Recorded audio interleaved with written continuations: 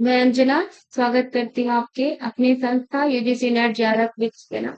मैं लेके आओ रिसर्च पीवाईक्यूज तैयारी 100% सटीक सफलता पक्की। चलो, ये जो क्वेश्चंस था ये मैंने करवा चुकी थी मैं आपको। कुछ क्वेश्चंस इसके आगे करवानी थी आपको। प्रश्नावली यहाँ तक हो चुका था। कौन सा डेटा संग्रह तरीका सर्वेक्षण अनुसंधान में आमतौर पर उपयोग किया जाता है? ठीक है, ये रिसर्च के पीवाईक्यूज है। कौन सा डेटा संरक्षण सर्वेक्षण अनुसंधान में आमतौर पर उपयोग किया जाता है? सर्वेक्षण अनुसंधान मैंने आपको बताया है कि क्या होता है। कौन साक्षात्कार, ऑनलाइन प्रश्नावली, डाक द्वारा सर्वेक्षण, उपरोक्त सभी, टेलीफोन इंटरव्यू, ऑनलाइन क्वेश्चन आयर, मेल सर्विस या एडॉल्स। मतलब कौन सा डेटा संग्रह। तो सबसे पहले हम सर्वेक्षण अनुसंधान जानते हैं कि सर्वेक्षण अनुसंधान क्या होता है, इसके अकॉर्डिंग हमारा आंसर है। तो फोन साक्षात्कार भी होता है। ये सर्वेक्षण अनुसंधान जो होता है, मैं एक बार इसको आपको रिव्यू रिमेम्बर करवा देती हूँ जो मैंने पहले पढ़ा चुकी हूँ। कि सर्वेक्षण अनुसंधान में उत्तरदाताओं से डेटा या जानकारी एकत्रित करने के लिए विभिन्न माध्यमों द्वारा उपयोग किया जाता है। हमें डेटा और जानकारी जो सर्वे हम करते हैं उसको इकट्ठा करने के लिए हम माध्यम करते हैं। तो सभी तरीके, जैसे फोन साक्षात्कार होता है, टेलीफोन इंटरव्यू, फोन के माध्यम से उत्तरदाता को हम संपर्क करते हैं और प्रश्नों के उत्तर प्राप्त करते हैं। फिर ऑनलाइन प्रश्नावली जो होता है, डिजिटल युग में सबसे मतलब ये लोकप्रिय तरीका है जिसमें गूगल फॉर्म, ईमेल, अन्य वेबसाइटों के माध्यम से लोगों को प्रश्नावली भेजी जाती है।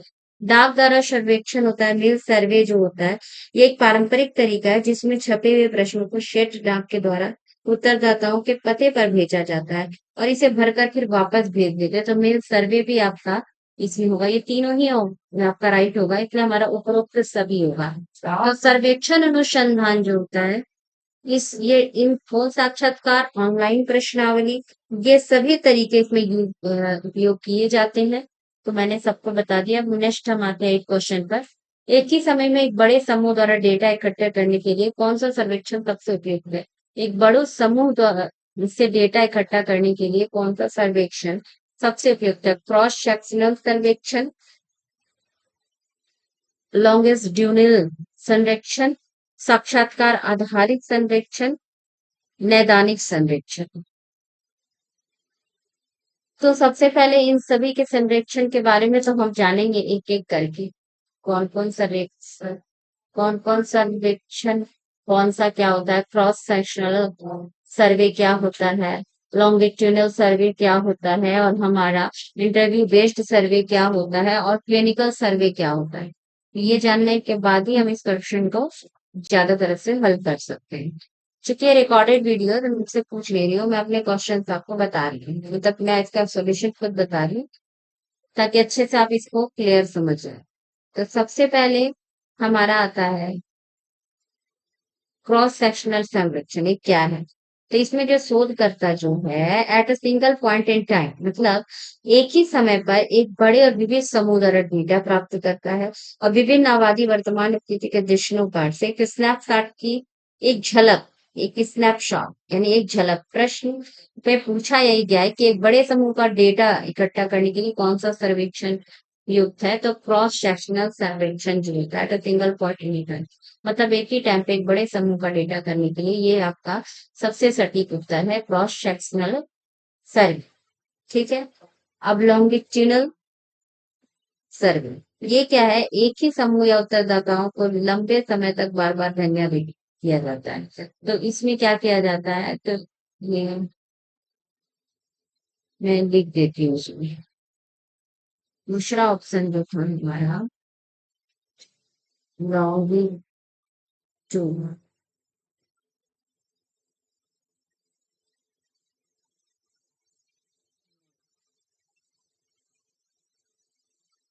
सर्वे, इसमें क्या होता है? एक ही समूह या उत्तरदाताओं पर लंबे समय तक बार बार अध्ययन किया जाता है ताकि समय समय में होने वाले बदलाव को समझ सके। क्या होता है? एक ही समूह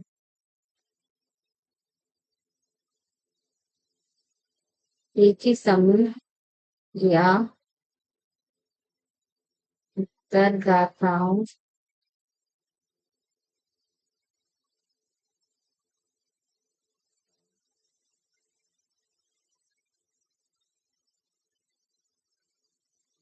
से बार बार अध्ययन किया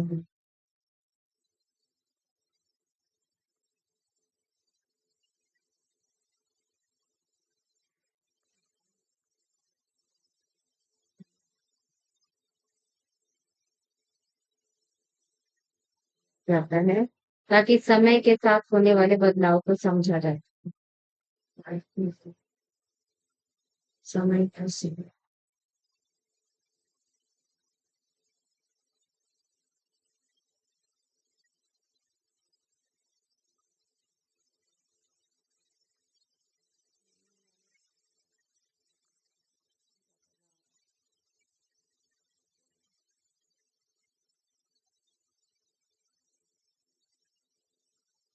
समझा जा सके।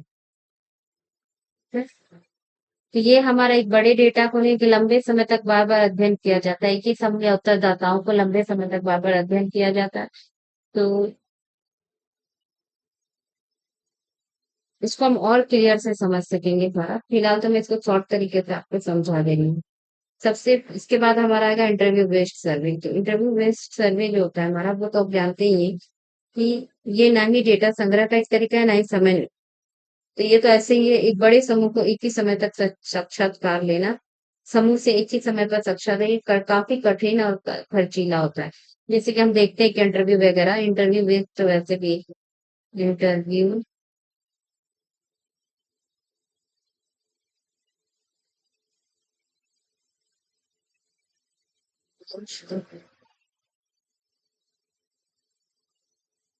एक बड़े समूह से एक ही समय में साक्षात्कार लेना सबसे शॉर्ट करी एक बड़े समूह में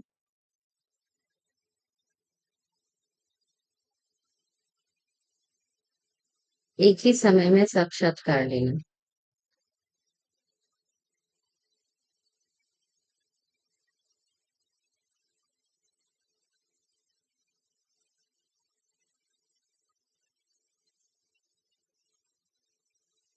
ये क्या होता है? कठिन भी होता है और खर्चीला भी होता है। ये कठिन भी होता है और खर्चीला भी होता है।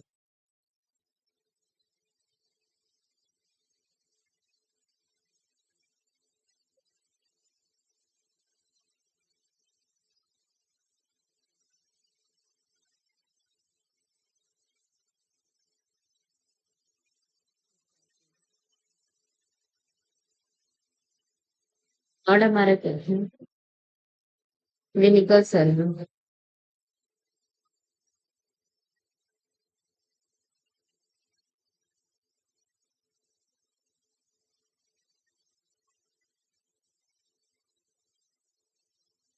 ये क्या होता है? मुख्य रूप से चिकित्सा या स्वास्थ्य के क्षेत्र में किसी विशिष्ट बीमारी या लक्षणों के अध्ययन के लिए होता है। चिकित्सा या स्वास्थ्य के क्लिनिकल नाम से ही समझ में आ जाता है, ये चिकित्सा से रिलेटेड होता है। चिकित्सा संबंधी होता है ये, जितना काफी है। अब इसमें आपका इंटरव्यू क्लियर हो गया हमारा और क्रॉस सेलेक्शन तो वो तो हमारा राइट आंसर है। इसमें जो कंफ्यूजन है 2 नंबर, उसको हम और अच्छे से समझेंगे। ठीक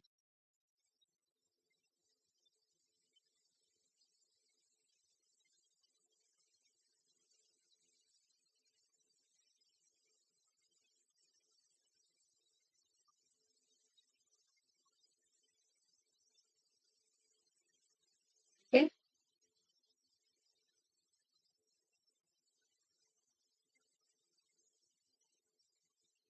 सबसे बड़े ये क्या कहता है कि एक ही समय उत्तरदाताओं को लंबे समय तक बार बार अध्ययन किया जाता है ताकि समय में होने वाले बदलाव। इसमें शोधकर्ता एक ही समय जैसे ये सर्वेक्षण को कहते हैं, इसे एकदम आसान शब्दों में क्या है, समय के साथ होने वाला अध्ययन। इसको एक आसान शब्दों में कहेंगे समय के साथ होने वाला अध्ययन।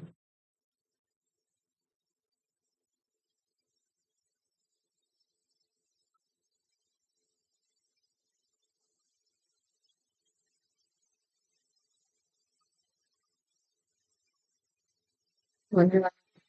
इसे दीर्घकालिक संरक्षण भी कहते हैं। ठीक है, इसमें शोधकर्ता जो है वो एक ही समूह को चुनता है। समूह में अलग अलग समय 6 महीने 1 साल 5 साल डाटा इकट्ठा किया जाता है। इसका मुख्य उद्देश्य ये होता है कि समय के साथ लोग के व्यवहार सोच और स्थिति में बदलाव क्या रहे हैं। जैसे मान लीजिए कि आप कॉलेज जाने कॉलेज से पहले साल से लेकर आखिरी साल तक छात्रों की पढ़ाई की आदतें कैसे बदलती होंगी आपको। तो क्रॉस सेक्शनल जो होता है, एक ही दिन कॉलेज गए, first year second year third year के छात्रों से बात करके डेटा ले आए। कि ये क्या हुआ, हमारा स्नैपशॉट हुआ, एक झलक हुई। अब इसमें क्या हुआ, मतलब बात करके हम ले आए कि पहले से और अभी तक में पढ़ाई की आदतों में क्या बदलाव। फिर दूसरा जो है हमारा लॉन्गिट्यूडनल सर्वे जो होता है, ये 2026 के सिर्फ फर्स्ट ईयर के कुछ छात्रों को चुनेंगे। 2027 में जब सेकंड ईयर में जाएंगे उन्हीं छात्रों का फिर सर्वे करेंगे। 2028 में जब वो ये क्या करता है, 2026 में जाएंगे सबसे पहले, 2026 में जाएंगे, फिर 2027 में उन्हीं छात्रों के पास जाएंगे, फिर 2028 में भी फिर उन्हीं छात्रों के पास जाएंगे। तब ये कंक्लूजन निकालेंगे कि तीनों बार में उनकी आदतों में क्या क्या बदलाव आए। ठीक है, तो यही अंतर है कि एक ये समय के एक हिस्से की तस्वीर खींचता है हमारा क्वेश्चन, जो हमारा क्वेश्चन किया वो समय के एक हिस्से को खींचता है क्रॉस सेक्शनल सर्वेक्षण। ये क्या करता है कि एक हिस्से की, और ये बदलते, ये लॉन्गिट्यूडनल समय के साथ बदलते घटनाक्रम का पूरा वीडियो रिकॉर्ड करता है। तो सबसे बड़ी बात है कि एक बड़े समूह का डेटा इकट्ठा कर लिया, इसका काम खत्म हो गया, तो शॉर्ट सेक्शनल सर्वेक्षण के तौर पे आया ये। तो ये क्या करता है कि समय के एक हिस्से की तस्वीर खींचते हैं, एक हिस्से की तस्वीर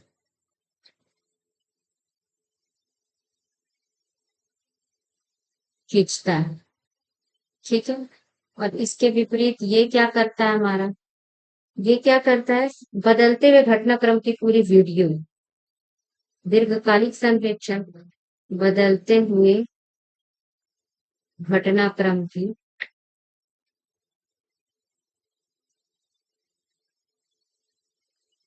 ये वीडियो रिकॉर्डेड करता है, पूरी वीडियो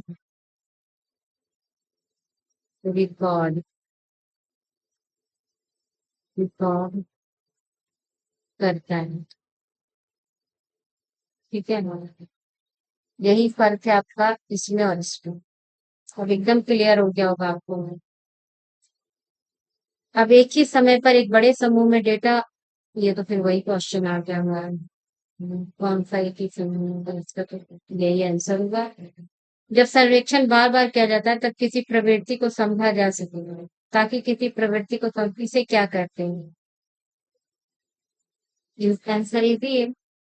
अभी मैं इसके अभी जब मैं सॉल्व करवा रही थी, जब सर्वेक्षण बार बार किया जाता है ताकि किसी की प्रवृत्ति को समझा जा सके, तो क्या करते हैं, क्रॉस सेक्शनिंग करते हैं, लॉन्गिट्यूडनल सर्वे करते हैं, या फिर एक्सपेरिमेंटल सर्वे या हिस्टोरिकल सर्वे करते हैं। कौन सा सर्वे हम कहते हैं, जब सर्वेक्षण हम बार बार करते हैं तब किसी के ट्रेंड को समझा जा सकता। तो हम जान रहे हैं कि हम जैसे अभी बताएं कि एक लड़के की हम 2026 में लड़कों की आदतें देखेंगे, फिर 2027 में दूसरी लड़कों की आदतें देखेंगे, 2028 में उसी लड़कों की आदतें देखेंगे। तो एक तरह से दीर्घकालिक सर्वेक्षण होता है, जो हम उन लड़कों को उन लड़कों की आदतों को रिकॉर्ड कर रहे हैं। और प्रयोगात्मक हम जान रहे हैं, तो हम बताते थे ये तो पहला वाला आंसर था, ये तो क्लियर हो चुका हमारा। अब जो एक्सपेरिमेंटल सर्वे है, तो ये कारणों और प्रभावों को जांचने के लिए किया जाता है। ऐतिहासिक हिस्टोरिकल जो होता है हमारा, इतनी तेज इतिहास की घटनाओं दस्तावेजों के विश्लेषण पर होता है। जो ऐतिहासिक चीजें हैं, जो प्रमाणित चीजें हैं, उसके दस्तावेजन पे होता है, तो ये तो होगा ही नहीं। तो जब प्रवृत्ति को समझा जा सके तो इसे क्या कहते हैं, लॉन्गिट्यूडनल सर्वे कहते हैं। सर्वेक्षण अनुसंधान की एक प्रमुख विशेषता होती है, वो क्या होती है, यह डेटा संग्रह का एक त्वरित तरीका है। हमेशा त्रुटि की संभावना अधिक होती है, ऐसा होता है कि इसमें त्रुटि की संभावना अधिक होती है। और यह प्रयोगशाला आधारित अनुसंधान है, यह केवल प्राथमिक डेटा पर निर्भर करता है। तो सर्वेक्षण अनुसंधान की एक सबसे प्रमुख जो होती है विशेषता, वो क्या होती है, यू हैव टू क्लियर।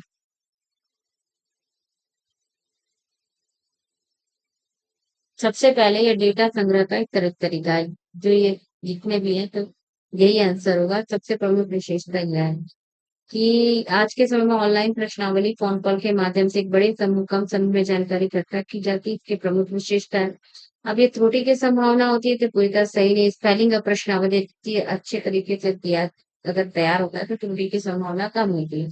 ये प्रयोगशाला आधारित है तो बिल्कुल ही गलत है। ये फील्ड में भी होता है, दुनिया के लोगों के बीच होता है, तो प्रयोगशाला पर आधारित अनुसंधान ये है नहीं। सर्वेक्षण अनुसंधान यह केवल प्राथमिक डाटा पर निर्भर करता है। सर्वेक्षण अनुसंधान का मुख्य उद्देश्य प्राथमिक डेटा एकत्रित करना होता है। ये अनुसंधान की रूपरेखा तैयार करने उसके माध्यमिक डेटा की मदद की जाती है। केवल का शब्द संकीर्ण बना देता है, यहाँ पे केवल लिखा हुआ है तो ये तो है, केवल इस पर निर्भर नहीं करता है। ठीक है, तो ये डेटा संग्रह का एक त्वरित तरीका है। ये हमारा सही आंसर है। सर्वेक्षण अनुसंधान में प्रयुक्त प्रश्नावली कितने के प्रश्न हो सकते हैं? खुले हो सकते हैं, बंद हो सकते हैं, या दोनों हो सकते हैं, या केवल सांख्यिकी प्रश्न हो सकते हैं। कौन से प्रश्न हो सकते हैं इसमें? खुले, बंद, केवल या सांख्यिकी? तो सबसे पहले open ended, close ended, open and close ended. तो सबसे पहले हमारा जो होगा इसमें दोनों ही होगा। खुले ओपन एंडेड भी होगा, केवल सांख्यिकी प्रश्न तो नहीं होगा, क्योंकि ये अपने आप में ही गलत हो गया। केवल खुले प्रश्न होता है, उत्तरदाता को बार बार कोई बात विस्तार देते हैं, शब्दों को लिखने की पूरी आजादी होती है। इसमें कोई निश्चित विकल्प नहीं दे रहे। जैसे ये जो नीति हमारी चली उसमें आपकी क्या राय है? तो बंद प्रश्न जो होते हैं, क्लोज एंडेड प्रश्न जो होते हैं, उत्तरदाता को सीमित विकल्पों में से एक चुनना होता है, हाँ या फिर नहीं या फिर कुछ भी। तो ये हमारा सी ऑप्शन हो जाएगा, दोनों। निम्नलिखित में से कौन से सर्वेक्षण अनुसंधान की विशेषता नहीं है पूछा। तो ये भी हमारा सरल प्रश्न है। एक बड़े समूहों पर लागू किया जाता है, बहुत अधिक समय लेता है, व्यवस्थित डेटा संग्रह की प्रक्रिया पर आधारित होता है, और यह सामाजिक विज्ञान को में व्यापक रूप से प्रयोग होता है। व्यवस्थित डेटा संग्रह की प्रक्रिया पर आधारित होता है, बहुत ही अधिक समय लेता है, बड़े समूह द्वारा लागू होता है।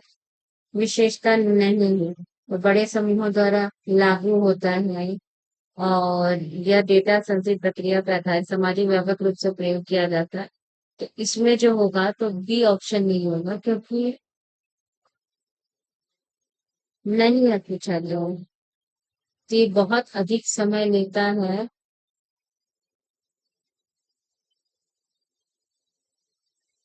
क्योंकि ऑनलाइन भी होता है, ऑफलाइन भी होता है। तो ऑनलाइन में आप जान रहे हैं कि बहुत अधिक समय नहीं लेता है, तो ये आंसर आपका करेक्ट हो जाएगा, क्योंकि यहाँ पे नहीं पूछा है। हमारा प्रश्न यहाँ पे क्या किया है, नहीं पूछा। तो यहाँ बड़े समूह द्वारा लागू होता है, ये भी सही है। वैसे डेटा संग्रह की प्रक्रिया पर आधारित होता है, सामाजिक विज्ञान का व्यापक रूप से प्रयोग होता है, ये भी सही है। लेकिन ये बहुत अधिक समय लेता है, गलत है।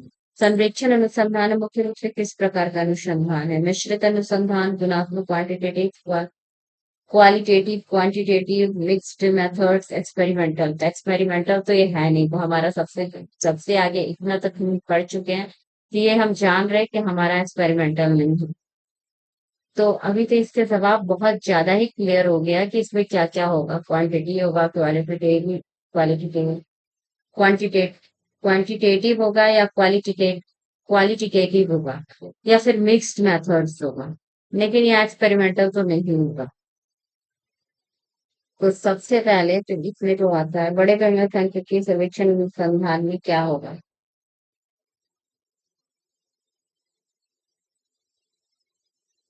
सबसे पहले हम इसके जानेंगे। तो क्वांटिटेटिव जो होता है हमारा सर्वेक्षण अनुसंधान का मुख्य उद्देश्य होता है कि बड़े समूह से डेटा एकत्रित करके बड़े इकट्ठा, क्वांटिटेटिव बड़े इकट्ठा करके ये क्या करता है, विश्लेषित करता है, जैसे बंद प्रश्न। इसका उपयोग प्रवृत्ति पता लगाने के लिए होता है। गुणात्मक क्या होता है? गहराई से अनुभव में, क्वालिटेटिव इसका मतलब होता है गहराई, विचारों, कारणों को समझा जाता है सर्वेक्षण। खुले प्रश्न होता है इसका, लेकिन इसका मुख्य रूप से नहीं। मिश्रित, उसमें मात्रात्मक भी होता है, गुणात्मक भी होता है, लेकिन पूछा है मुख्य रूप से। अगर पूछे किस प्रकार का अनुसंधान होता है, तो ये आपका थर्ड नंबर चला जाता है, मिश्रित होता है। लेकिन यहाँ पे आपको क्वेश्चन अगर पूछ रहा है कि मुख्य रूप से किस प्रकार का अनुसंधान है, मतलब आपको उसमें सिर्फ एक को चुनना है। तो ये मात्रात्मक होता है। ये आपका बी ऑप्शन करेक्ट हो जाएगा कि बड़े पैमाने पर सांख्यिकी डेटा एकत्र करने की मूल प्रवृत्ति के कारण सर्वेक्षण अनुसंधान से मुख्य रूप से मात्रात्मक श्रेणी में क्वांटिटेटिव श्रेणी में आता है। गुणात्मक क्या होता है? गहराई से क्वालिटेटिव होता है। क्वालिटेटिव मतलब गहराई से साक्षात्कार अनुभव विचारों कारणों को समझा जाता है। सर्वेक्षण के लिए प्रश्न मुख्य रूप से किस प्रकार का अनुसंधान होता है? अगर प्रश्न ये पूछता तो हाँ, गुणात्मक भी होता है, मात्रात्मक भी होता है, दोनों ही तरफ का। मुख्य रूप से किस प्रकार का अनुसंधान होता है? जब मुख्य पूछा गया है तो इसमें सिर्फ आपका मात्रात्मक होगा। मुख्य उद्देश्य क्या क्या क्या होता है? प्रयोगशाला में वैज्ञानिक प्रयोग करना, तो ये तुम्हारा गलत हो जाएगा। केवल ऐतिहासिक घटनाओं का विश्लेषण करना, केवल संभोग यानी कारण प्रभाव, किसी विशेष समूह की राय व्यवहार विशेषताओं का अध्ययन करना, इसको कुछ नंबर नहीं करो। गीता को हम पढ़ चुके हैं, तो ये तो हम जान ही रहे। केस स्टडी अनुसंधान रिपोर्ट का सबसे महत्वपूर्ण भाग होता है। भाग कौन सा होता है? Case study. अब हमें बताना है कि केस स्टडी जो होता है अनुसंधान रिपोर्ट का सबसे महत्वपूर्ण भाग कौन सा होता है? निष्कर्ष होता है और सिफारिशें होती हैं, प्रस्तावना होता है, या फिर सैद्धांतिक ढांचा होता है, या फिर साहित्यिक समीक्षा होता है। इसमें क्या होता है? तो सबसे पहले हम कहेंगे findings, recommendations, introduction, theoretical framework या लिटरेचर रिव्यू। तो निष्कर्ष और सिफारिशें इसका राइट आंसर होगा।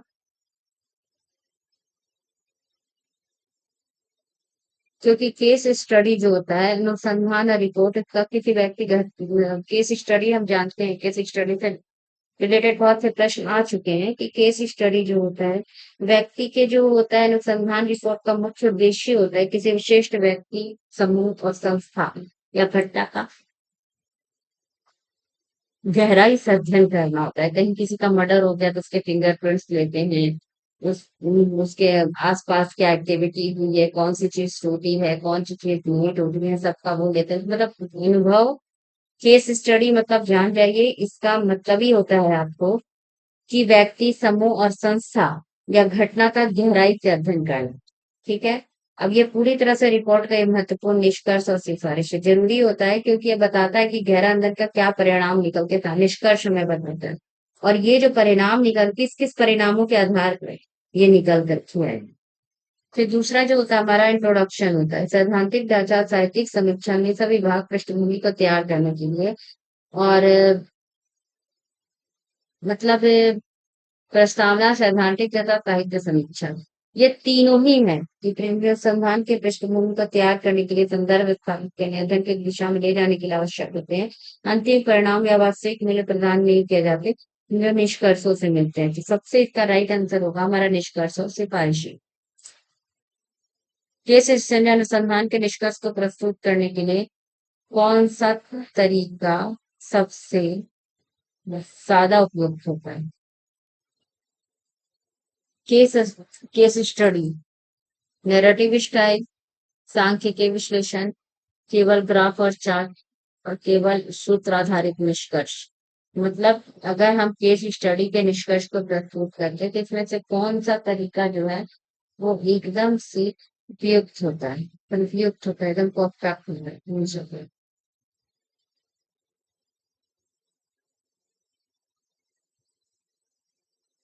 सबसे पहले तो केस स्टडी जो होता है वो मुख्य रूप से गुणात्मक अनुसंधान है, क्वालिटेटिव है। इसमें अनुभव के आधारित होता है, अनुभव, गहराई और विश्लेषण से उसका विस्तृत अध्ययन किया जाता है किसी व्यक्ति, घटना और संगठन की।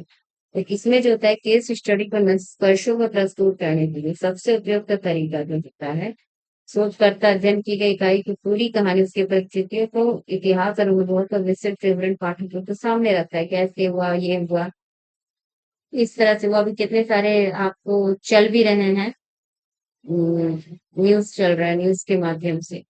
और सांख्यिकीय विश्लेषण जो होता है, ग्राफ चार्ट, ये जो मात्रात्मक अनुसंधान में यूज किया, बड़े डेटा को विश्लेषण करना होता है।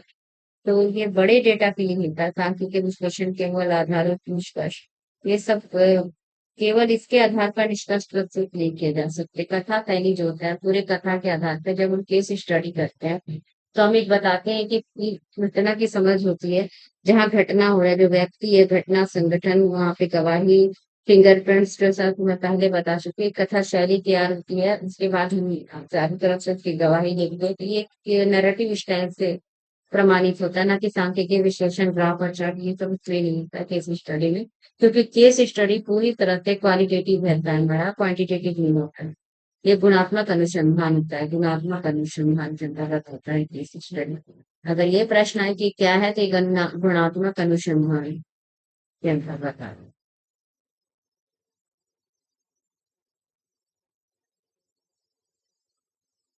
क्या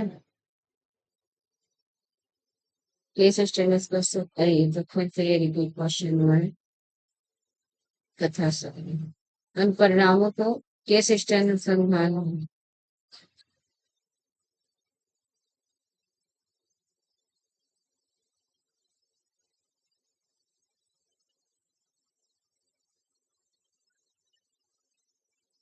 केस स्टडी अनुसंधान में कौन सा कारक परिणामों को प्रभावित करता है, कर सकता है, केस कौन सा कारक परिणामों को प्रभावित कर सकता है?